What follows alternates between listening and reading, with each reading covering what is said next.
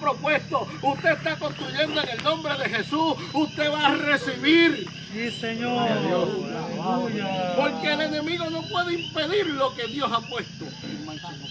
Gracias, Señor. Aleluya. Requiere que el pueblo se una con ánimo de construir el muro. Esdras se encargó de construir la casa de Dios. Nosotros tenemos este templo que también es de Dios. Y tenemos que mantener arriba los muros del Espíritu.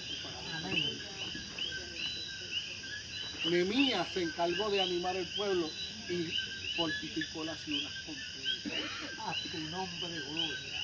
Cuando el pueblo se une, fortifica la iglesia completa. Usted individualmente se encarga de su templo, pero el pueblo de Dios levanta la iglesia. Aleluya. Gloria a Dios. Es hora de trabajar para levantar los muros.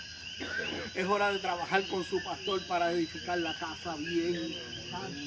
Para que el enemigo no tenga oportunidades, porque ¿sabe qué? Cuando hay un pueblo así como ustedes, que se somete con Dios, que se vaya al oscuro a hacer una fogata, que adora al Señor con luz, sin luz, que no le importa los lujos y las comodidades para proclamar el nombre de Jesús, el enemigo se aira. Gloria a Dios. Y el enemigo trata de derribar el muro. Y el enemigo trata de pasar por el muro. Pero cuando hay un pueblo que edifica el muro en el nombre de Cristo, las murallas de Jericó se quedan cortas por lo que Dios está levantando. Gloria a Dios.